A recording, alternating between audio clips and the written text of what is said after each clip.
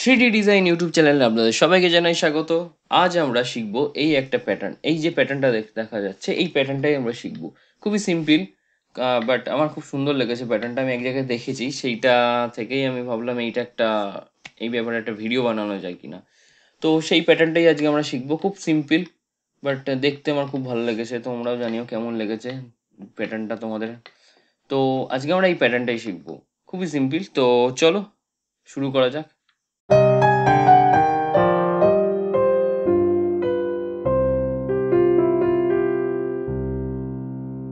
তো সবার ফার্স্টে আমরা আর্টক্যামটা ওপেন করার পর নিউ মডেলে যাব।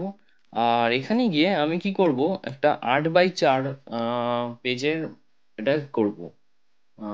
তো তার জন্য কি করতে হবে, আমাকে 8 ফুট আর 4 ফুট, 4 ফুট ওয়াইডে লিখবো, তার মানে 4 ফুট ইঞ্চিতে হবে 48 ইঞ্চি। আর 8 ফুট মানে 96 ইঞ্চি।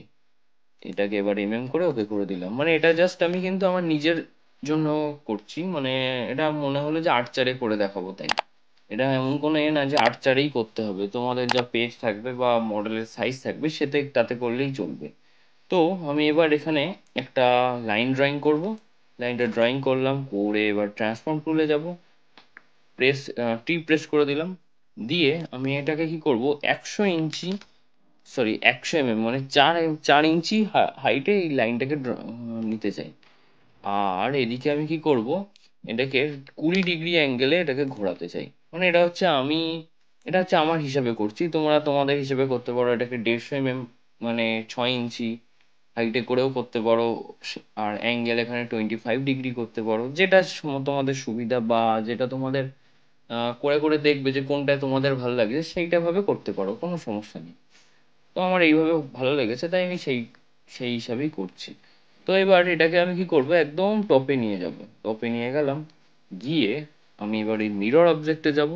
গিয়ে আমি এটাকে এটাকে জয়েন্ট অপশনটা ক্লিক করে দিই, কারণ এটাকে আমি ডাউন করবো, মানে বটম করবো। এগেইন আমি আমার বটম করবো, এই করে করে একদম নিচে পর্যন্ত নিয়ে যাব। তো আমার বটমে চলে গেছে। তা এক্সট্রা যেটা আছে সেটাকে কি করবো, আমি জাস্ট কেটে দেবো, এখান থেকে কাট করে দিলাম, বাকিটা ডিলিট। আর এইবার কি করব, এইটাকে আমি একদম পেজের শেষের দিকে নিয়ে যাবো, মানে শুরুর দিকে।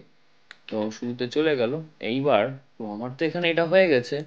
নেক্সট আমি যেটা করব, এই যে শার্প এজগুলো আছে এগুলোকে আমি স্মুথ করব। তো তার জন্য কি করতে হবে, আমাকে এন প্রেস করব। আর এই তার আগে ভেক্টরটাকে সিলেক্ট করে নেবো। করে আমি এন প্রেস করলাম। করে এবার আমি এই নোটগুলোর ওপর গিয়ে এস প্রেস করব। করলে এগুলো স্মুথ হয়ে যাবে। তো এইভাবে প্রত্যেকটাকে স্মুথ করে নিতে হবে। তো আমার এখানে করা কমপ্লিট। এইবার আমি যেটা করব, মিররে যাব এগেইন। গিয়ে আমি এটাকে রাইটে নিয়ে যাব, মানে পুরো পেজটাকে ভর্তি করব রাইট করে করে, এইভাবে। তো যারা এই চ্যানেলে নতুন, ভিডিওটা ভালো লাগলে অবশ্যই লাইক করে দিও আর সাবস্ক্রাইব করে দিও। আর কমেন্টসে জানিও কেমন লাগলো ভিডিওটা। আর কি বলবো, প্রচুর প্রচুর প্র্যাকটিস করো। যত প্র্যাকটিস করবে তত তোমরা ডিজাইন সম্বন্ধে আইডিয়া বাড়বে যে এই ডিজাইনটা করতে কোন কোন টুলস আমরা ইউজ করব। তো আমাদের এখানে কিন্তু টোটাল পেজটাতে ভর্তি হয়ে গেছে। তো পেজের আমি এবার যেটা করব, টোটাল ভেক্টরটাকে পেজের মিডিলে নিয়ে নেব। মিডিলে তো হয়ে গেছে। এইবার আমি যে কি করব, এইখানে যে শেপ আছে, যেটা 3D শেপ, সেই শেপটাকে ক্রিয়েট করব। এই যে একটা এদিকে উঠে এদিকে ডাউন হয়েছে। তো আমি কি করব, এখানে একটা এরম নিলাম। নিয়ে আমি এবার আবার মিররে যাব, গিয়ে এখানে জয়েন্ট অপশনটা ক্লিক করে দেবো, দিয়ে রাইটে দিয়ে দিলাম। দেওয়া হয়ে গেলে এইবার আমি জাস্ট একটু চেক করে দেখে নিই এইখানে রেখে, জাস্ট রেফারেন্সের জন্য, যে আমার চওড়াটা ঠিকঠাক কি আছে। 42, আমি এখানে 40 করলে সবচেয়ে বেস্ট হয়। আমার যে মেজারমেন্টে দেওয়া আছে অ্যাকচুয়ালি 100 ইঞ্চি, আর 20 ডিগ্রি অ্যাঙ্গেলের জন্য আমাকে 40 করলে ঠিকঠাক থাকবে। আর এখানে হাইটটা আমি 15 দিলাম। দিয়ে আমার 3Dর যে প্রোফাইলটা, মানে 3Dর যে শেপটা কমপ্লিট হয়ে গেছে। তো আমরা এখানে কি করব, তো এখানে এবার যেটা করতে হবে, ফার্স্ট এই ভেক্টরটাকে সিলেক্ট করলাম। করে এই এক্সটিউড, এই অপশনটার মাধ্যমে আমি এখানে 3Dটা করব। আর একটা জিনিস দেখা যাচ্ছে যে এক্সিকিউট করার পরে, মানে ফার্স্টে আমি এটা প্রথম থেকে দেখাই, এক্সিকিউট করলাম, করার পরে ফার্স্টে আমাকে একটা লাইন চুজ করতে হবে। তো এটা করলাম, যে সিলেক্ট করলাম, দেখো এখানে কিন্তু এই সাইডে একটা দাগ এসছে। আমি যদি ইউজ আদার সাইড করি, দাগটা কিন্তু আদার সাইডে চলে যাচ্ছে। এটা মানে হলো যে যে সাইডে দাগটা থাকবে সেই সাইডেই যে শেপের আমি 3D করতে চাই সেইটাই সেই সাইডে হবে। বাট আমি এটা সেন্ট্রাল ভাবে করতে চাই, তার জন্য কি করতে হবে, ইউজ অ্যাজ এ সেন্ট্রাল। এইটা করলে কি হবে, দু সাইডেই 3Dটা ভাগ হয়ে যাবে। তো এর ব্যাপারে ডিটেলস ভিডিও আমি নেক্সট কোনো ভিডিওতে দেখিয়ে দেবো, এই এক্সিকিউটের উপর একটা টিউটোরিয়াল। তো তো আমাদের তো এখানে এটা হয়ে গেল। এইবার আমাদের যেটা করতে হবে 3D সেইটাকে সেট করতে হবে। সিলেক্ট করে দিলাম। তো আমরা 3D ভিউতে যাই, গেলে দেখা যাচ্ছে এটা কিন্তু সাবস্ট্রাক্ট হয়ে গেছে। তো এর জন্য কি করতে হবে, আমাকে ইনভার্ট কার্ভ ইনজেক্ট করে দিলে এটা উপরে উঠে যাবে। মার্জ হাই করে দিলাম, দিয়ে অ্যাপ্লাই। এইবার আমরা করব নেক্সট, সেম সিলেক্ট করে দিলাম আর অ্যাপ্লাই করে দিলাম, আবার সেম সিলেক্ট অ্যান্ড অ্যাপ্লাই। তো এইভাবে করতে করতে আমরা পুরোটাকে করে ফেলব। তো এটাকে আমি একটু ফাস্ট ফরওয়ার্ড করে দিচ্ছি, দেখতে থাকো।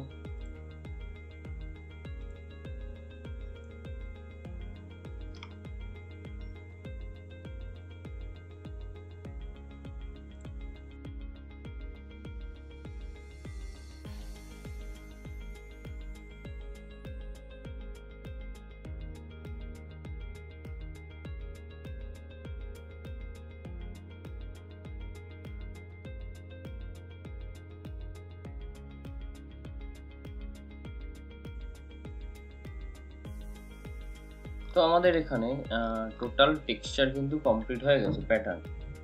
প্যাটার্ন যেটা আছে টোটালটা কিন্তু কমপ্লিট হয়ে গেছে। দেখো কত সুন্দর লাগছে। এটা যখন আমরা 3Dতে করবো খুব সুন্দর লাগে। তো আমাদের এখানে একটা জিনিস যেটা করতে হবে সেটা হলো এই জায়গাটা একটা স্মুথনেস আনতে হবে। মানে এটা কিরকম শার্প আছে, শার্প এজ। তো এটা যখন আমরা কোনো MDF প্লাই বা কাঠের উপর করবো, এই শার্প এজটা কিন্তু অনেক সময় ব্রেক হয়ে যায় বা ভেঙে যায়। তো তার জন্য কি করবো, আমরা একটু স্মুথনেস দেবো। এখানে 50% স্মুথনেস দিয়ে দিলে অ্যাপ্লাই করে দিই, বেশ সুন্দর হয়ে যায়। তো এখানে অ্যাপ্লাই হচ্ছে। তো আমাদের এখানে অ্যাপ্লাই হয়ে গেছে। তো একটু টাইম লাগে, কারণ অনেকটা 3D, তার উপর পুরোটাকে শার্পনেস মানে স্মুথ করতে হচ্ছে। এই যে ফাইনাল রেজাল্ট এইটা। তো দেখো কত সুন্দর লাগছে।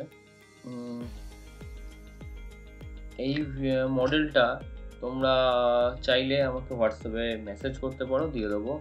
আর ওয়েবসাইটে আমি দিয়ে দেবো, কারণ ওয়েবসাইটের উপর একটু কাজ চলছে, যার জন্য ওয়েবসাইটটা বন্ধ আছে। ওটা হয়ে গেলে আবার ওখানেও পেয়ে যাবে। আর যদি কেউ চাও তো আমাকে মেসেজ করো, আমি দিয়ে দেবো। তো আজকের ভিডিও এইটুখানি। খুব প্র্যাকটিস করো, যত প্র্যাকটিস করবে নতুন মডেল অবশ্যই তাড়াতাড়ি শিখে যাবে। মানে নতুন মডেল করতে গেলে কোন টুলস ইউজ করতে হয় সেটা খুব তাড়াতাড়ি বুঝে যাবে। তো দেখা হচ্ছে পরবর্তী ভিডিওতে, ততক্ষণের জন্য গুড নাইট।